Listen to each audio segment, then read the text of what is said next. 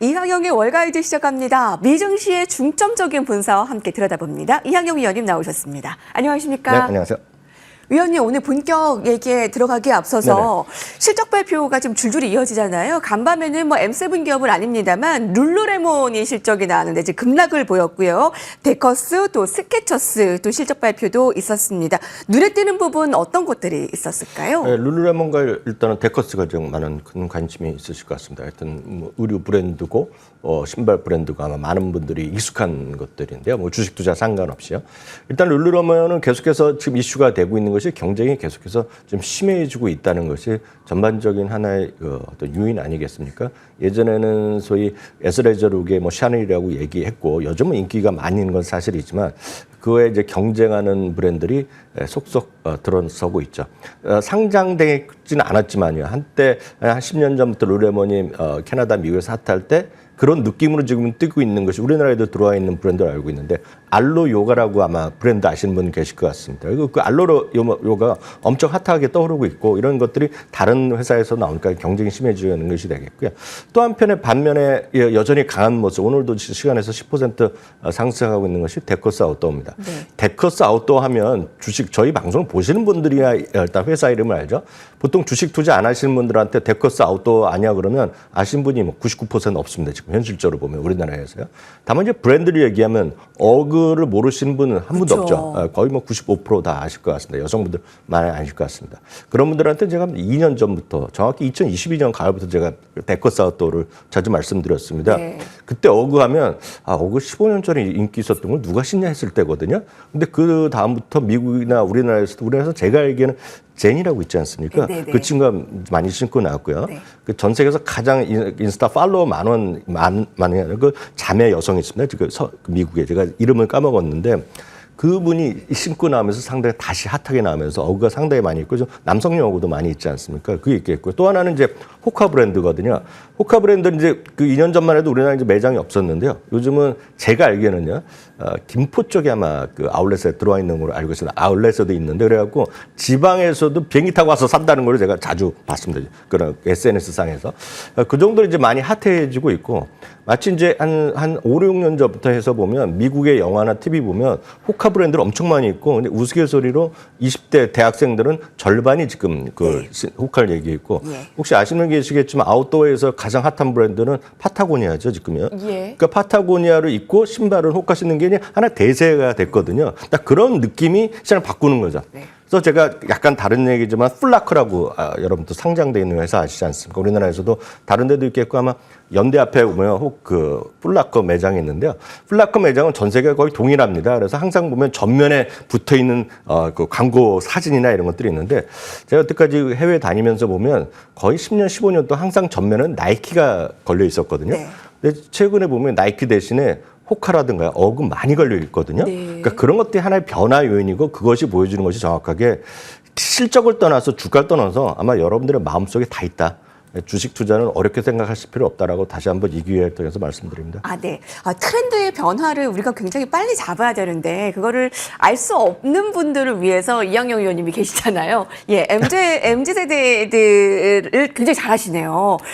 어그를 많이 신고 호카를 신고 그래서 작년부터 이 데커스에 대한 주가 상승을 예견하면서 전략을 주셨습니다. 예견했다기보다는 2020년도 많이 설명드렸죠. 이 방송을 통해서. 그렇죠. 네. 지금 이제 시간외에서 급등을 나타내고 있는 데커스 아웃도어 계속 좀 주목해 주시기 바랍니다. 자, 그러면 오늘의 인사이트 좀 바로 열어볼까요? 메가캡 재매수 타이밍일까요? 아니면 아직은 곤란할까요? 자, 최근에 실적 발표 이슈 등으로 메가캡 기술주 랠리가 한계에 부딪혔습니다. 현재 재매수 타이밍으로 보십니까? 아니면 아직은 좀 곤란하다고 보십니까? 많은 분들이 제일 큰 고민이 여기에 있을 것 같습니다. 왜냐하면 오늘까지요. 쉽게 해서 오늘 시장을 한마디 정리드리면 GDP도 좋게 나고 다 얘기 나왔지만 아마 이 시장을 마음에 들어 하시는 분은 아마 시청자분들 중에 제가 봤을 때 90%는 마음에 안 들어 하실 것 같습니다. 그리고 약간의 스트레스를 받고 계시는데 딱 그것은 왜냐하면 늘 저희가 이제 분산 투자를 아무리 강조하더라도 여러분들의 마음속에서는 엔비디아, 테슬라가 거의 그냥 올인돼 있는 상태거든요. 지금 대한민국 주식 투자자 사이에. 거기다 이제 약간 부족해서 젊은 분들 위주로 이제 3배짜리 레버리지를 꽤 많이 하시는데 그 분들이 지금 마음이 아프신 겁니다. 그래서 다시 한번 말씀드리지만 결론은 항상 분산 투자다라는 걸 꼭 명심하셔야 되겠는데요. 3대 지수 고점 대비 하락률만 다시 한번 확인드리겠습니다. 엄청 많이 떨어진 것 같지만 고점 대비요. S&P 500이 4.7%, 다우지수는 고작 3% 떨어졌고요. 나스닥이 7.88% 떨어졌습니다. 이제 문제는 여러분들이 갖고 있는 엔비디아나 테슬라를 포함한 7개 주식이 얼마나 떨어졌냐면 지금 어저께까지 11.0%, 오늘 이 시각까지 12.9% 떨어져서 말씀드렸다시피 이 주식은 지금 조정 국면에 들어갔다라고 보셔야 되겠습니다. 그럼 시장이 왜 이러냐? 정확히 보면 한 7월 10일부터고요. 지금 딱 보름 정도 됐습니다. 그리고 자세히 보면 조금 그 종목별로 차이가 있겠지만 그때부터 주식은 약간의 로테이션이 나와 있습니다. 한국말로 하면 흔한 얘기로 순환매가 나타나고 있고 여기에는 섹터라든가 스타일 로테이션이라고 영어로는 정식으로 쓴다라고 말씀드렸는데요. 그럼 이런 일이 왜 이루어졌냐는 거죠. 그들이 엄청나게 올랐고 그들의 비중이 엄청 커진 것은 너무나 당연한 얘기가 되겠고요. 또 하나는 이제 가장 중요한 것은 금리 인하에 대한 기대감이 있는 거죠. 금리는 3번 정도 인하될 것이라고 많은 사람들이 지금 베팅을 하고 있겠고요.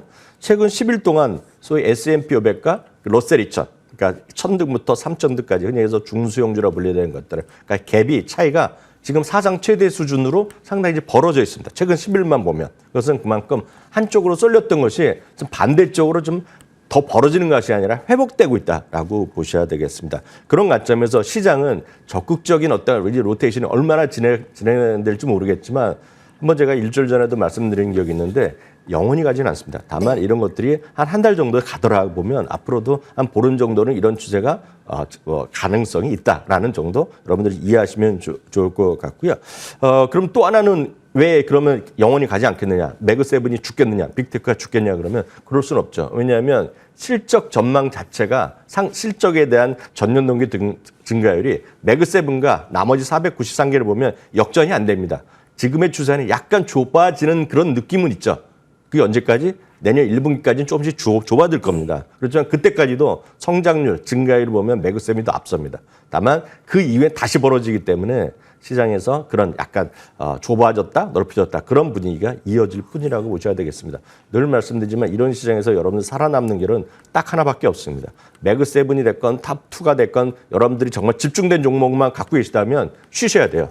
난 딴 분산 투자에 관심이 아예 없다 그러시면 지금 주식 보시면 안 되고 좀 쉬셔야 되겠고요. 그렇지 않고 난 장기적으로 주식 투자하겠다 그러면 지금이라도 절대 늦지 않았습니다. 분산 투자를 지금이라도 시작하시는 것이 여러분들 스트레스를 줄이고 돈을 버는 가장 쉬운 길이다 이렇게 말씀드립니다. 네.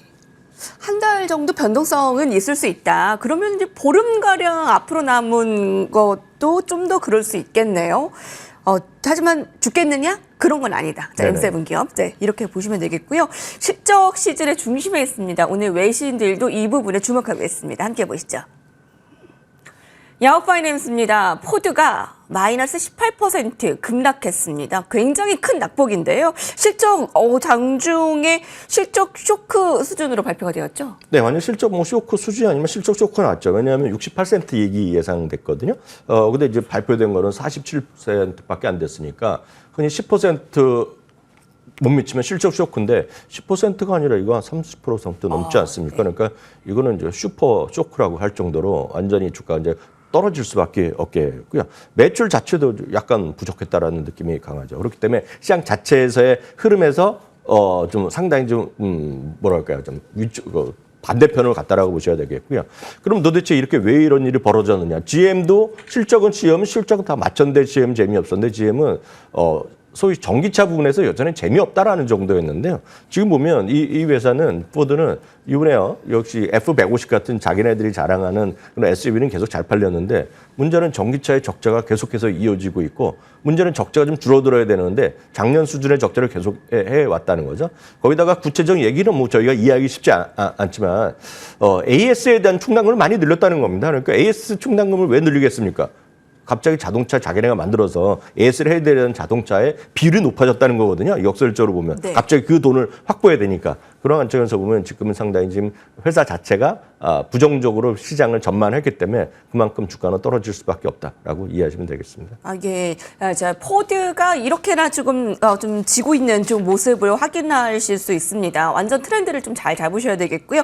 그래서 저희 앞서서도 나이키가 좀 지고 이제 호가가 뛰면서 이제 앞서 데커스 주가 급등한 거 확인을 했잖아요. 근데 제가 좀 정정을 해야 될 부분이 있네요. 룰루레몬 실적은 나오진 않았는데 투자 의견이 하향 조정되면서 오늘 주가 좀 급락한 부분, 그 부분 좀 잠깐만 짚고 그게 맞습니다. 갈게요. 그게 아까 말씀드렸던 대로 룰루레몬은 아마 아시는 분, 그 여성분들 이렇게 요가 하신 분은 아실 것 같은데 알로 요가라는 브랜드가 있거든요. 그게 비상장입니다. 미국 건데. 많이 떨어졌네요. 예, 알로 요가를 비롯해서 요가복에 대해서 트렌드가 상당히 지금 경쟁이 커지고 있다는 거죠. 그리고 아시다시피 지금 소비가 약간 위축되려는 분위기가 있지 않습니까? 그런 것들이 결국 주가 하락 요인이다라고 이해하시면 되겠습니다. 예. 자, 많은 미국 기업들 여기서 잘 알아봅니다. 자, 다음은 치폴레 살펴볼 텐데 함께 외신 헤드라인 보시죠. 치폴레의 전략, 텍사스식 멕시칸 음식을 파는 패스트 캐주얼 다이닝 체인, 시총 100조 원이 된 기업이면서 되게 탄탄한 기업인데 실적도 굉장히 잘 나왔어요. 네, 그럼에도 불구하고 이제 주가는 뭐 등락이 좀 있었고 뭐 주가는 네. 좀 반등 시도하긴 했었는데요. 일단 이렇게 이해하시면 좋겠습니다. 치폴레는 우리나라에 들어와 있지 않은 브랜드인데 전 세계에서 상당히 핫한 브랜드인데 이제 분명하겠는데요. 이번에 주당 이익도 괜찮게 나왔고요. 네. 매출도 기대 이상이 나왔고 동일 점포도 11.1%로 상당히 이번에 좋게 나왔습니다. 11.1% 동일 점포 증가율은요.